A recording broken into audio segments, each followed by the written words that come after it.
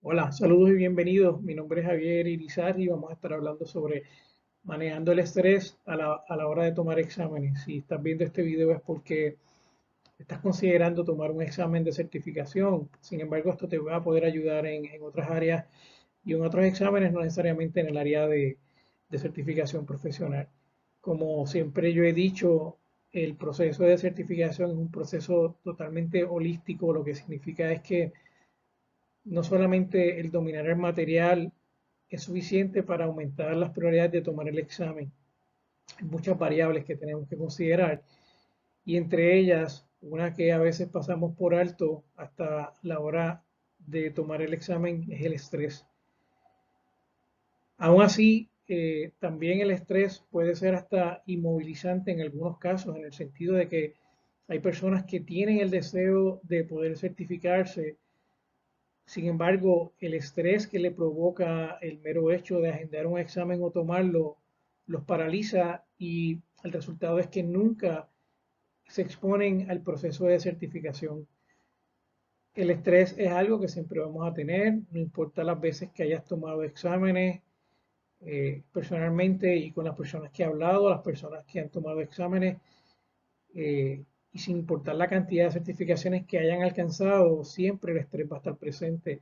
La única diferencia es que la manera en que manejan ese estrés le permite seguir adelante, ¿verdad? Con sus objetivos y sus carreras. Así que este taller entiendo que es bien importante y en este taller vamos a estar hablando de qué es el estrés, qué causa el estrés y cuáles son las alternativas para nosotros poder manejar ese estrés. Así que esperamos que este taller sea de mucha ayuda para ti.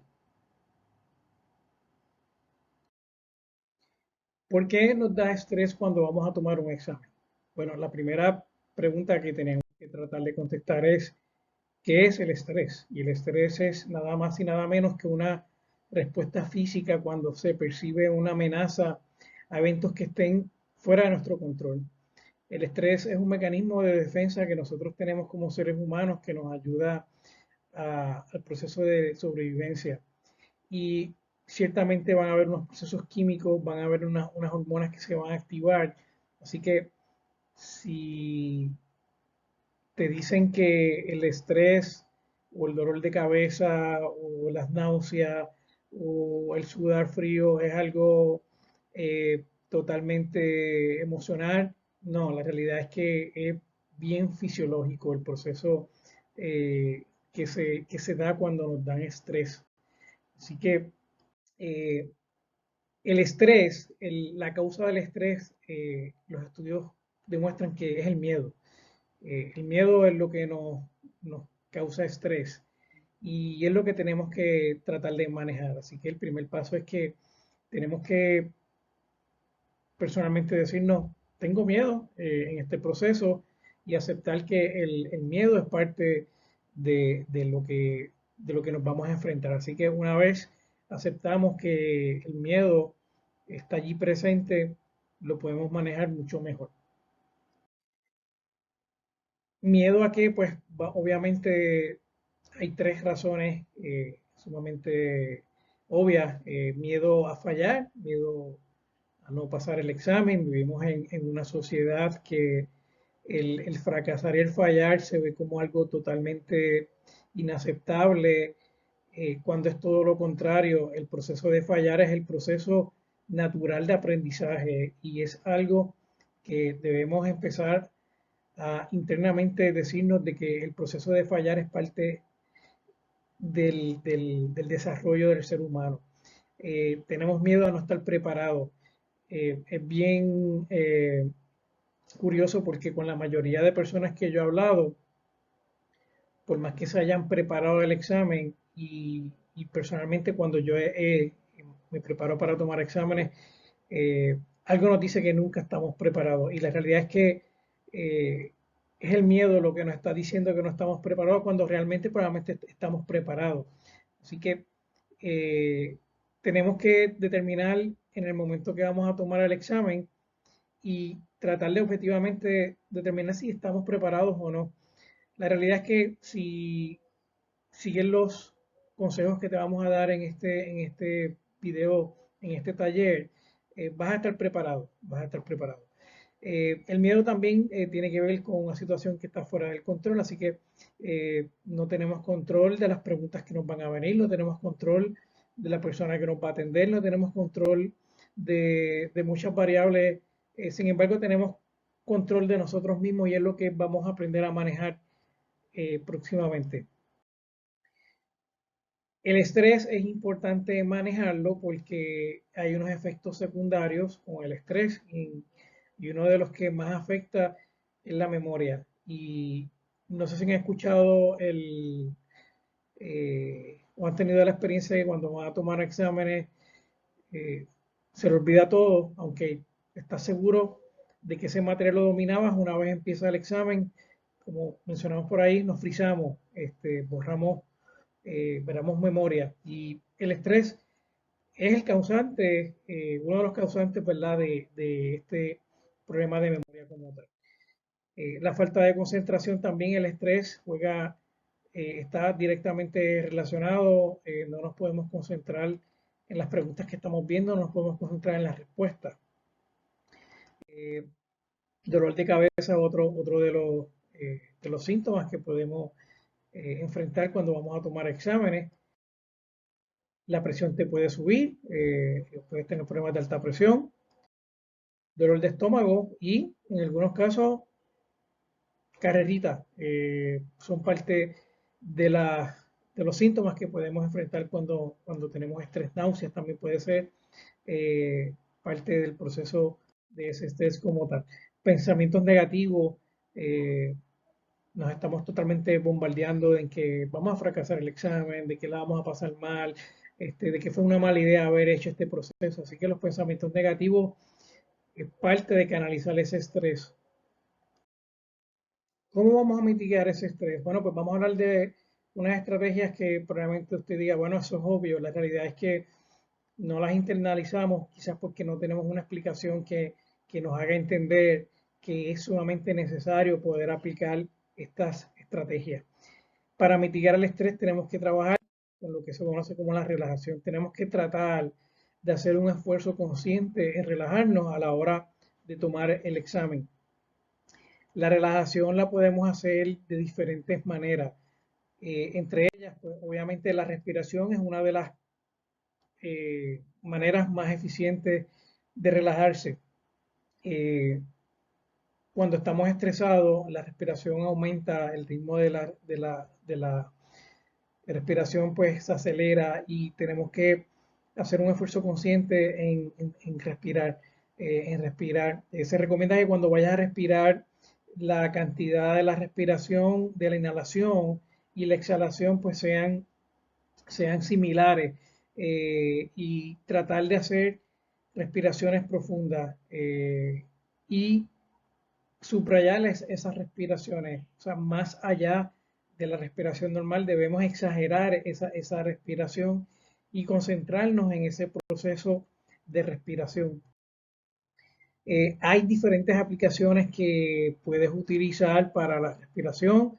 Si las buscas, son aplicaciones móviles que puedes tener allí donde, dependiendo el objetivo de la respiración que quieras hacer, es el tipo de respiración que vas a hacer. Algunas respiraciones donde son más profundas que otras. Pero es bien importante que cuando percibamos que tenemos estrés, una de las primeras estrategias que tenemos es respirar. Y no debe tener vergüenza de respirar profundo al frente de alguien. Usualmente no nos queremos ver vulnerables ante los demás cuando respiramos profundo, porque obviamente cuando respiramos profundo sabemos que esa persona tiene algún tipo de estrés o algún tipo de miedo. Pero en el caso de usted, si su objetivo es relajarse, debe de dejar a un lado esa vergüenza por hacer un intento de desesperación exagerado, porque la realidad es que lo que usted quiere lograr es calmarse. Así que tómese su tiempo. Si quizás no puede manejarlo al frente de alguien, lo recomendable es que se vaya a un sitio aparte. Y en ese sitio aparte tome unos minutos para que respire y el proceso de respiración lo haga exageradamente. Definitivamente le va a poder ayudar en bajar esos niveles de estrés. La meditación es algo también que es bien importante. Obviamente, a la hora de tomar el examen no es el momento de hacer la meditación, pero si constantemente usted intenta meditar, va a lograr que sus niveles de estrés diario eh, bajen, vaya a una reducción de eso. Y la meditación no debe ser algo totalmente difícil. La meditación básicamente lo que se refiere es a usted sentarse y tratar de no pensar en nada, la mente dejarla en clara y usualmente la estrategia para hacer eso es concentrarse en el proceso de respiración que hablamos anteriormente, en estar consciente de cómo respiramos, estar consciente de lo que inhalamos, lo que exhalamos, y es un proceso que no solamente le va a servir para los exámenes, pero le va a servir para el resto de sus días en otras situaciones, en otras circunstancias como tal. La rutina es algo que vamos a estar hablando superficialmente, pero es algo sumamente importante. Y aquí quiero hacer un paréntesis y si me estás escuchando, por favor, presta atención a esto. Debes comenzar a crear rutinas para prepararte para el examen. Uno de los problemas que usualmente he enfrentado yo y he visto en otras personas es que si no establecemos una rutina para prepararnos para el examen, no logramos el proceso de certificación porque nunca vamos a hacer el trabajo necesario y constante para poder estar listos. La rutina es algo que debe comenzar pequeño y posteriormente usted va a graduarla. Así que mi recomendación es que la rutina para usted prepararse para el examen, si usted no tiene una rutina ya de estudios o de sacar o está trabajando una rutina, empiece pequeño. Y aquí viene el tip. Usted va a tomar y va a determinar en qué día y qué hora usted va a tomar cierta cantidad de tiempo para estudiar. Y aquí viene la parte bien interesante. Va a empezar con algo totalmente pequeño. Como por ejemplo, va a decir, voy a estudiar 5 minutos todos los días a las 5 de la tarde o cuando me levante o antes de acostarme. Y usted dirá 5 minutos, pero para eso mejor no estudio nada. La realidad es que totalmente es contrario la creencia de que 5 minutos no hacen nada. 5 minutos hacen mucho más de lo que usted piensa. Y no es porque vaya a estudiar siempre 5 minutos, es porque va creando una rutina y usted va creando una nueva identidad, que esa identidad le va a dar la confianza en que esos 5 minutos después se multiplican a 10 minutos, después a 15, después a 30 y cuando viene a ver, está estudiando por un tiempo prolongado, pero la rutina la creó. Usualmente nos pasa en muchas áreas. Queremos hacer el ejercicio, queremos salir corriendo, queremos empezar corriendo 2 millas y la realidad es que es totalmente contraproducente cuando hacemos ese tipo de mecanismo o de estrategia. Queremos rebajar y pues queremos dejar de comer. Eh, las rutinas empiezan poco a poco.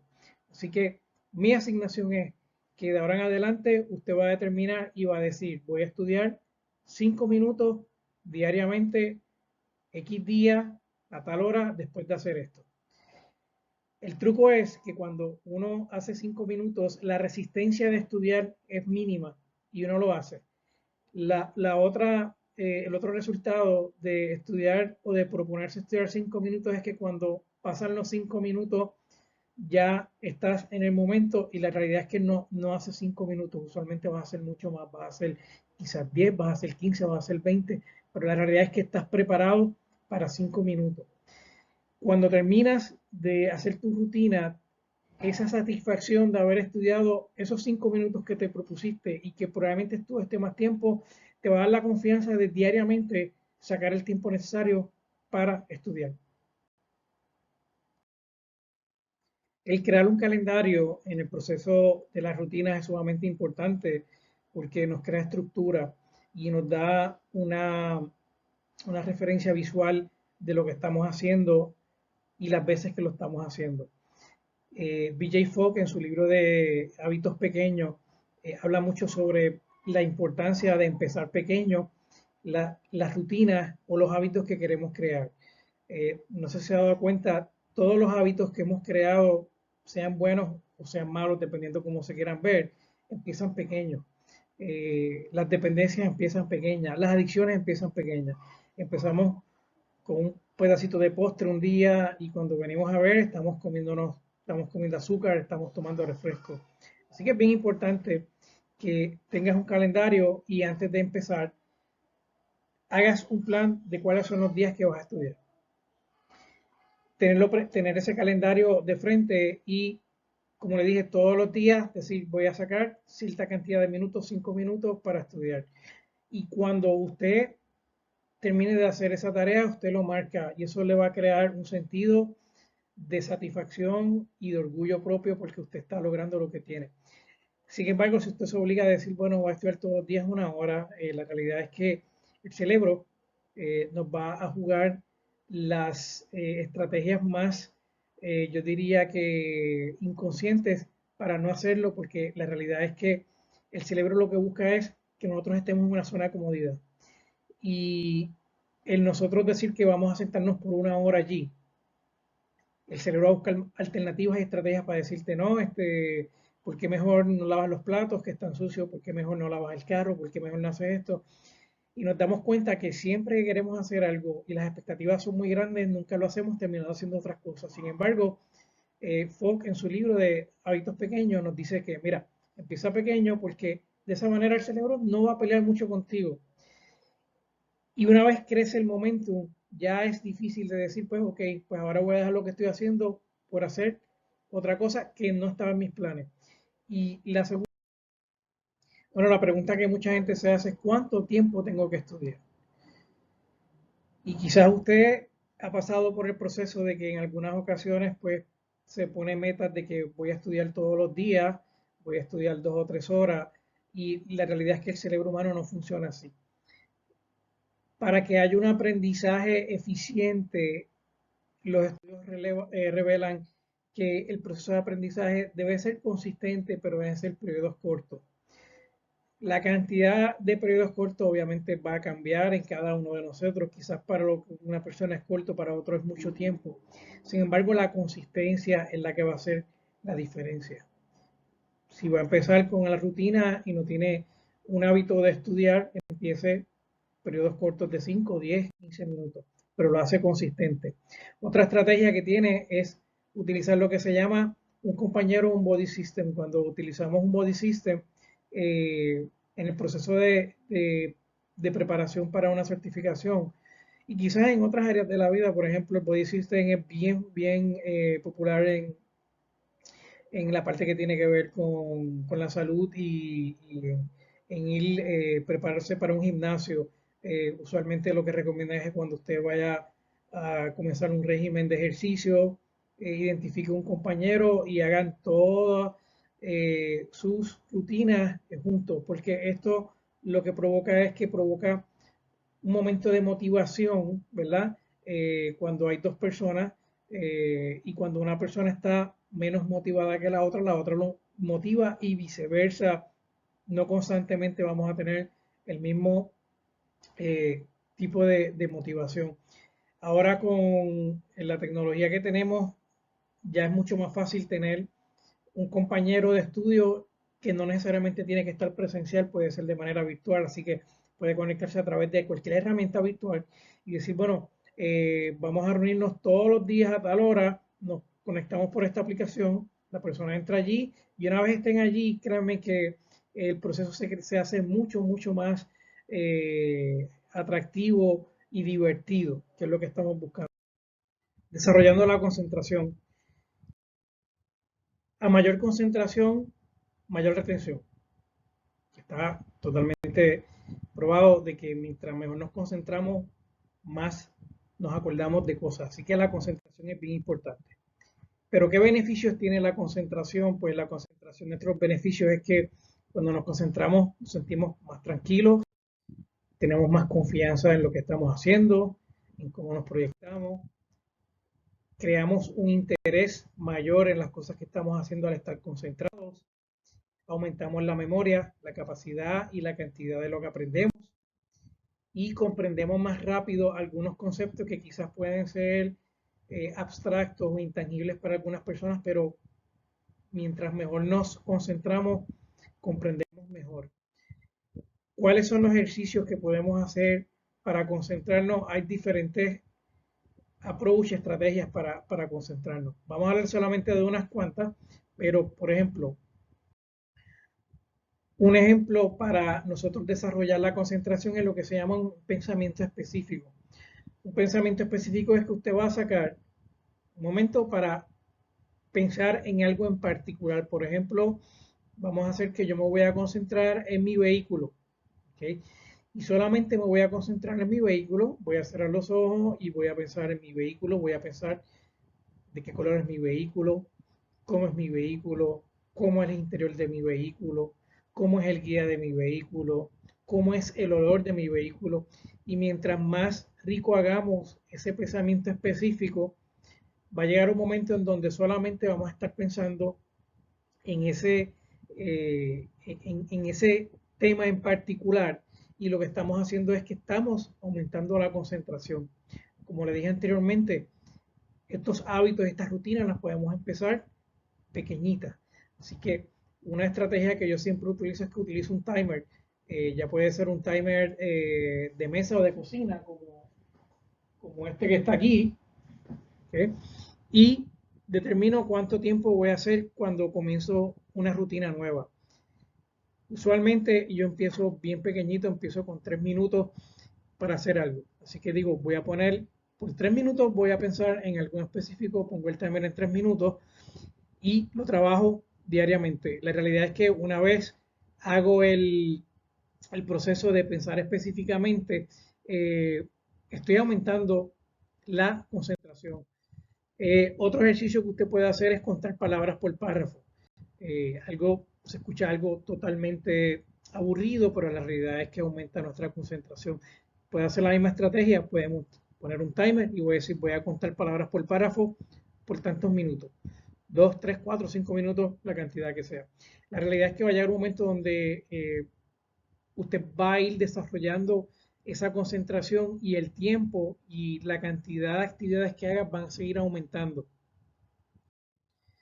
¿Okay? Lo otro es una descripción mental. La descripción mental lo que busca es parecido al primer ejercicio, es que vamos a describir algo en particular.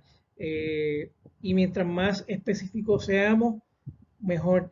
En este caso, la descripción mental la vamos a hacer por escrito. Vamos a escribir todo relacionado en algo o en un tema en particular.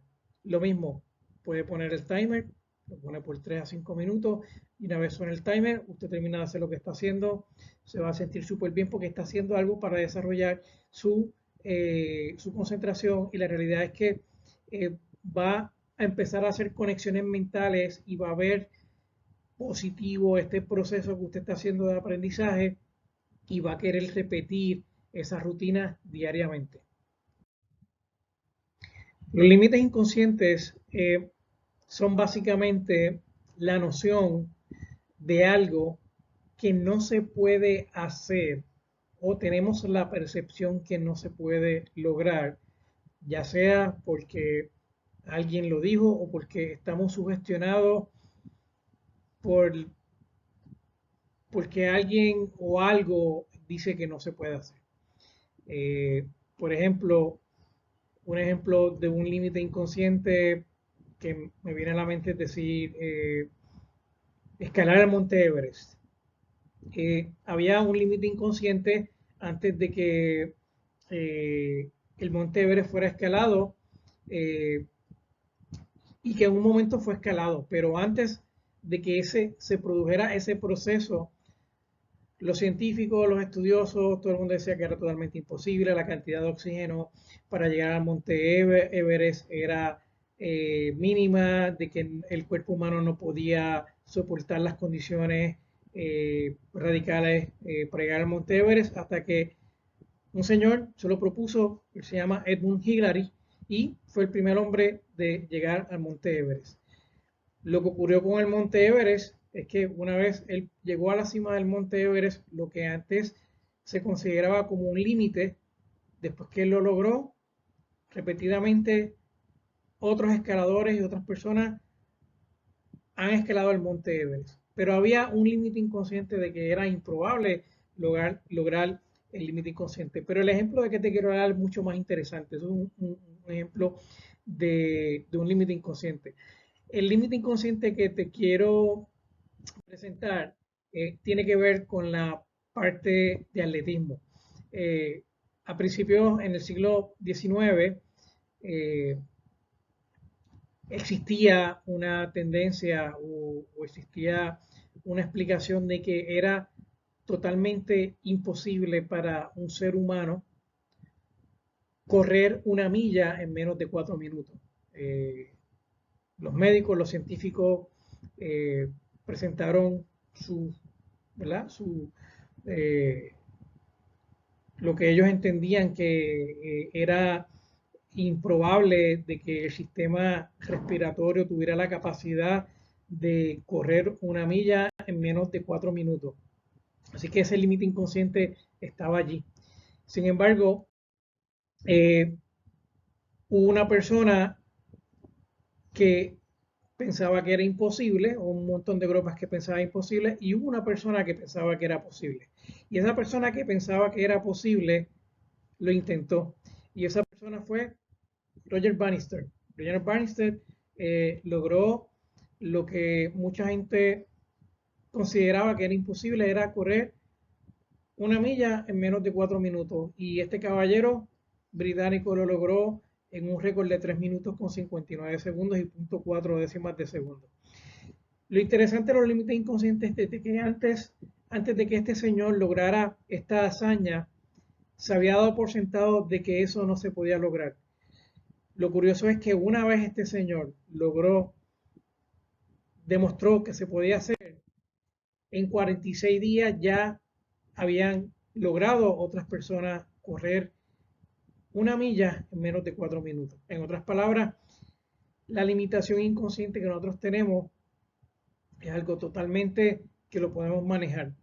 No podemos nunca depender de lo que queremos lograr porque alguien o algo o lo que sea te diga que eso es imposible.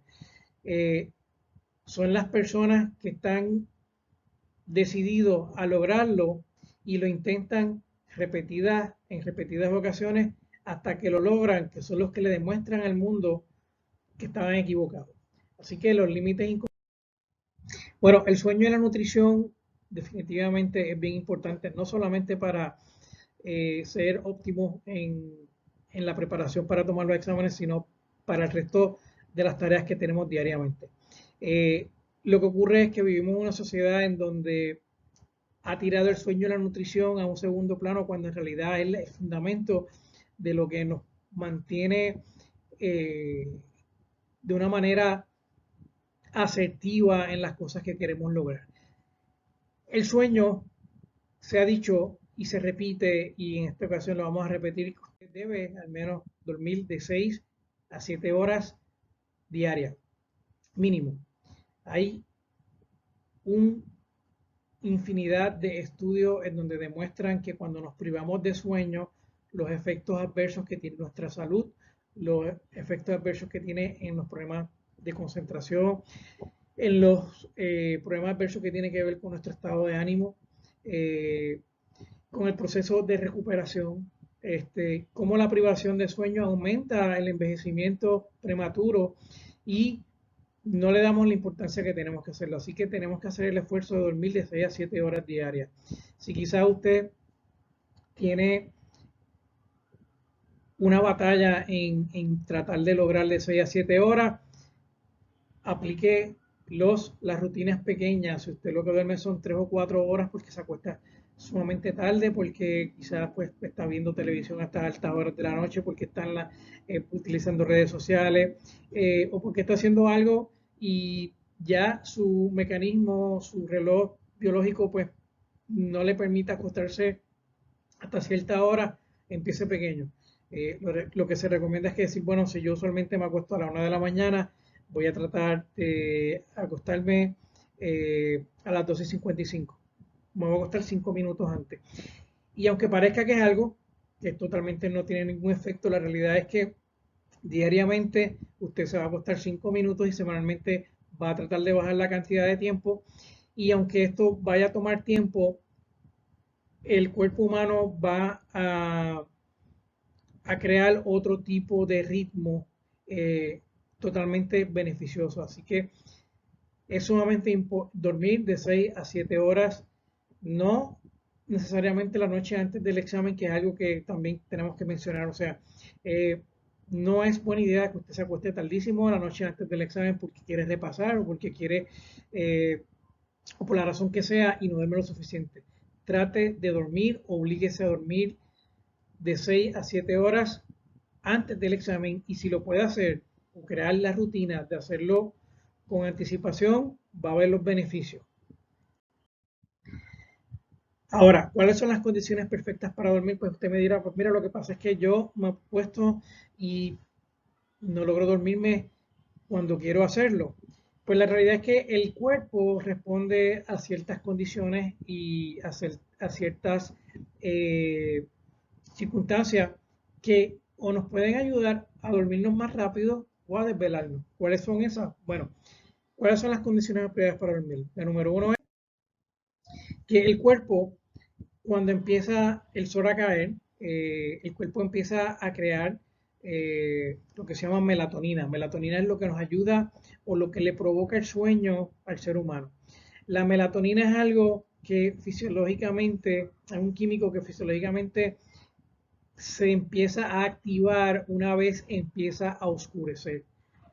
Sin embargo, hemos creado una iluminación artificial que no permite que esa melatonina empiece a hacer su trabajo.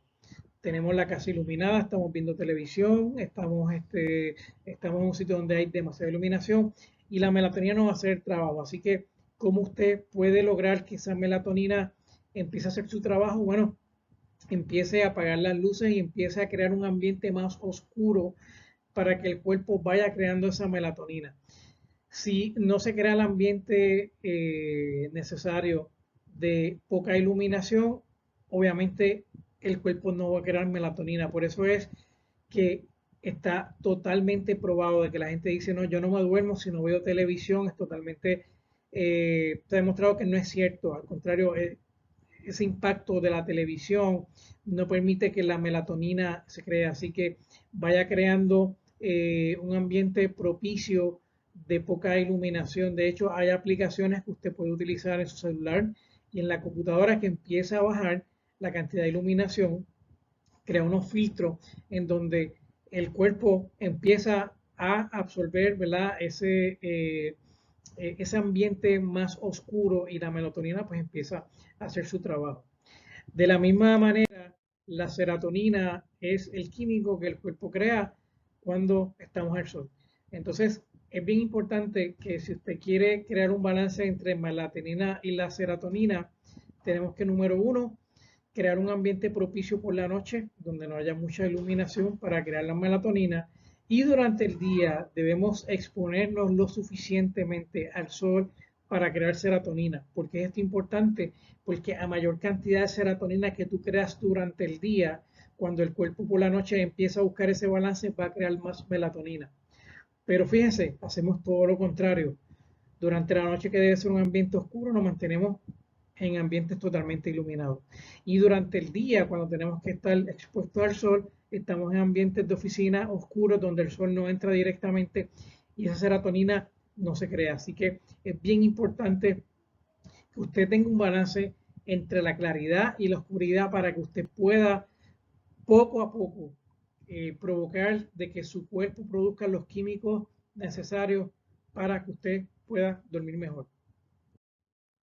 La temperatura es algo que es sumamente importante. Debe estar un ambiente fresco, así que si un ambiente caluroso no va a ayudar el cuerpo a lograr dormirse. Así que utilice un abanico, si es posible un aire acondicionado, por favor, que la temperatura sea una temperatura agradable para el cuerpo, y con esos elementos el cuerpo va a estar más propicio a dormirse más rápido.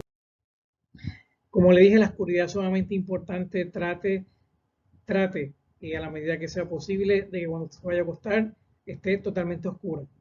Okay.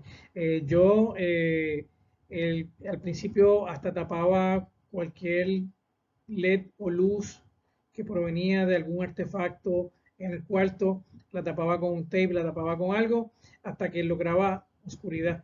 Ya llegó un momento donde cuando yo voy al cuarto y apago las luces, automáticamente el cuerpo ya reacciona químicamente y esa melatonina ya está haciendo su trabajo. Así que la oscuridad es bien importante. Se me había olvidado la nutrición en la parte del sueño. La nutrición es otro de los temas que los expertos o los estudiosos han encontrado de que es sumamente importante a la hora de dormir. ¿Qué queremos decir con esto? Los estudios demuestran de que usted es recomendable que no consuma nada, ningún tipo de alimento, por lo menos 2 horas antes de acostarse a dormir. La explicación a esto es de que una vez usted ingiere alimentos antes de acostarse a dormir, el cuerpo empieza a crear unos cambios físicos y químicos y obviamente tiene que procesar esa alimentación como tal. Y eso interrumpe el proceso natural de lo que tiene que ver con dormir. Así que una de las ventajas de que usted tiene en no consumir alimento es de que le va a ayudar a dormirse mucho mejor. Al principio va a ser quizá algo que usted no está acostumbrado, pero a la medida que usted logre tratar de no consumir alimentos antes de acostarse a dormir, eh, va a notar que va a dormirse mucho más rápido y quizá va a dormir mucho más tiempo. Pero aquí viene algo que tiene que ver con la alimentación antes de dormir. Usted sabía que una de las maneras mejor de rebajar en combinación con otras estrategias es que si usted no come más de 2 horas antes de acostarse a dormir, automáticamente el cuerpo entra en un proceso en donde el metabolismo va a acelerar y usted empieza a perder peso. Haga el experimento, acuéstese poco a poco, deje de comer 5, 10, 15 minutos antes, ¿verdad? Si está acostumbrado a comer para acostarse a dormir. Mucha gente piensa, no, es que tengo que comerme algo para poder dormir. No, la realidad es que se están asociando cosas que no tienen que ver. Cuando usted deja de comer por lo menos 2 horas antes, la realidad es que si usted hace la prueba y se pesa antes de acostarse y por la mañana cuando se levanta, va a notar que el cuerpo naturalmente empieza a perder peso. Así que además de usted dormir saludablemente, empieza a perder peso de una manera natural y saludable. Bueno, y con esto terminamos el último tip en cuanto a cómo manejar el estrés antes de tomar el examen. Y es cuidando tu mente. Tenemos que cuidar nuestra mente, tenemos que ser totalmente agresivos en no permitir de que nuestros pensamientos sean lo que dicten nuestro estado de ánimo. Somos nosotros los que al final del día decidimos cómo nos vamos a sentir. Así que no permitamos de que el estado de ánimo sea el producto de la opinión o de la crítica de las demás personas. Y aunque yo sé que esto es algo que estamos totalmente conectados a la opinión y a la percepción de las demás personas que tienen de nosotros, tenemos que empezar a trabajar y a hacer un esfuerzo consciente en que lo que las personas piensen de nosotros o lo que digan de nosotros es su percepción bajo sus condiciones. Así que los problemas que ellos tengan, las situaciones que ellos tengan, nos van a juzgar a nosotros a base de su experiencia que en realidad quizás no tiene que ver nada con lo que nosotros somos. Así que cuando alguien emita alguna crítica, cuando alguien tenga una opinión contraria a lo que uno tiene, cuando alguien hable negativamente de uno, tenemos que hacer el esfuerzo de decir, bueno, esa es la opinión de aquella persona, la respeto, pero es su opinión a base de su predeterminación, de sus cosas que entiende o de la manera que lo criaron y no necesariamente tiene que ver con la de nosotros. Así que nuestro estado de ánimo es algo bien importante que tenemos que guardarlo y tenemos que preservarlo eh, a espada y tenemos que ser bien celosos con nuestro estado de ánimo. Tenemos que empezar a desarrollar nuestra confianza en nosotros mismos. Tenemos que obligarnos a hacer cosas que antes no habíamos hecho y entender que todo es parte de un proceso. Les digo, todos tenemos la capacidad de lograr lo que nos propongamos. Así que desarrolla esa confianza poco a poco y lo vas a lograr.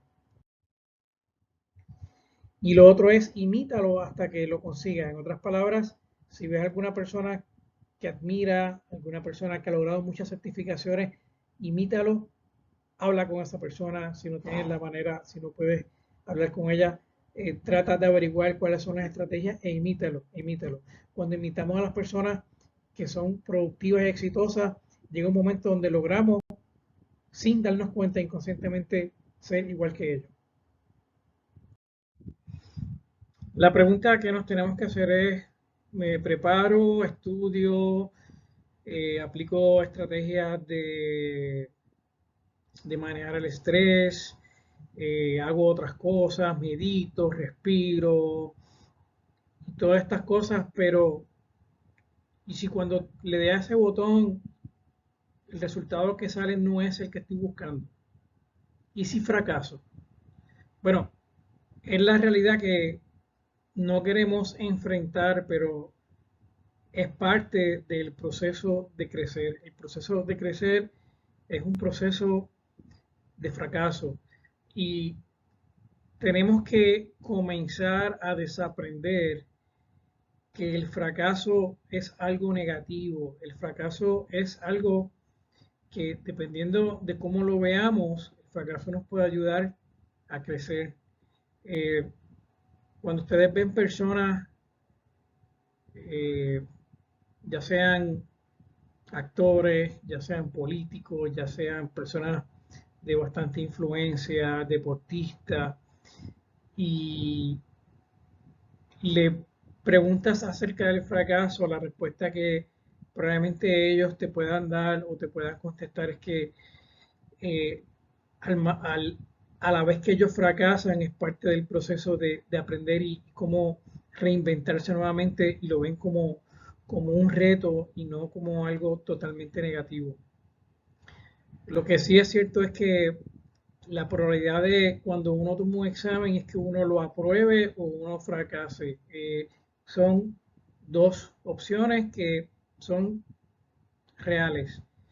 Y usualmente, si vamos con la mentalidad de que es parte del proceso fracasar, pero no pensando que se va a fracasar, sino que puede ser una opción o puede ser una respuesta al proceso de nosotros, eh, le aseguro de que usted está más cerca de lograr el éxito que muchas personas. Y le puede estar dando muchos ejemplos acerca del fracaso. Pero para propósito de este taller es que la realidad está allí, de que podemos fracasar, pero si desde este momento usted entiende que eso es parte del proceso, usted va a poder seguir y no se va a paralizar en el proceso de la certificación como tal. Cuando fracasas en algo, estás más cerca de tener éxito siempre y cuando aprendas de los errores. Y es la manera en que no lo vemos, ¿verdad? O no respondemos o no reaccionamos usualmente al fracaso de esa manera. Pero la mayoría de personas que han tenido éxito en la vida en cosas que se podrían considerar inalcanzables es porque han fracasado anteriormente y se han tratado de demostrarle que sí se puede. Y en el proceso de certificación es un proceso que aprobar o no aprobar el examen tenemos que aceptarlo. Lo ideal es que cuando tomemos el examen, aprobemos el examen y todo lo que hacemos y cuando salimos a la cancha, cuando salimos al juego de la certificación, lo hacemos con y nos ponemos de objetivo en ganar el juego, en ganar el partido. Pero la realidad es que no necesariamente ese va a ser, ¿verdad?, el resultado. Eh, el proceso de caminar es un proceso, de uno de los procesos que más podemos utilizar de ejemplo en el proceso de aprendizaje. Eh, Se estima que en el proceso de aprendizaje o de aprender a caminar, los niños, los toddlers, se caen miles de veces antes de dominar el arte de caminar y después corren y después se van a caer otra vez, pero eh, nunca dejaron de aprender de caminar porque se frustraron con el proceso de caerse.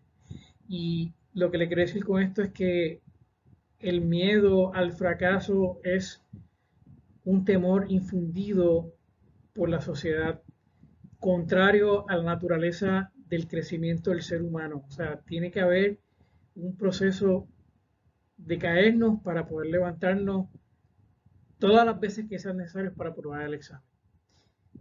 La motivación obviamente va a jugar un papel importante en este proceso, pero el entendimiento también lo tiene y tenemos que entender estos conceptos. Quizás uno de los ejemplos más populares que he escuchado y que quizás probablemente usted haya escuchado es el ejemplo de Thomas Edison y en el proceso de inventar la bombilla. Y lo podemos resumir en que Edison se estima de que falló miles y miles de ocasiones en el proceso de lograr en que la bombilla incandescente funcionara. Y la historia o lo que se repite es de que cuando lo fue a entrevistar un reportero, le dijo, señor Edison, pero usted ha fallado miles y miles de veces en el proceso. Usted no entiende de que usted ha sido un fracaso en este experimento. Y en mis palabras de Edison le dijo, oh, lo que pasa es que tú no entiendes el proceso del aprendizaje. Yo no he fracasado miles de veces. Yo he aprendido miles de veces en cómo no funciona una bombilla. Y cuando vemos este ejemplo, podemos internalizarlo en nuestras vidas y en todo lo que intentamos. Cuando algo no nos sale de la primera vez, ya sabemos que quizás el acercamiento que hicimos no fue el apropiado y ya sabemos que ese aprendizaje o esa experiencia no debemos repetirla y entonces hacemos algo contrario o diferente. Y de esa manera usted va a aumentar las probabilidades de tener éxito en todo lo que se proponga en la vida, no solamente en la parte de tomar certificaciones, sino en todo lo que usted quiera lograr. Eh, la vida te va a poner obstáculos, pero los límites no te los pones tú, no los ponemos nosotros. Así que en este proceso de certificación, nosotros queremos que te lleves y en este taller que estamos dando, este corto taller que esperamos que sea de tu provecho, quiero que entiendas la naturaleza del proceso de crecimiento y la naturaleza del proceso de ser productivo. Así que las herramientas las tienes allí, tenemos que aprender a utilizarlas y te deseamos lo mejor en el proceso de aprendizaje. Así que con esto terminamos este taller. Agradezco el tiempo que hayas tomado para escuchar lo que quería presentarte y sí, eventualmente vamos a retratarte en la pared de las personas que se han certificado. Si yo me certifico.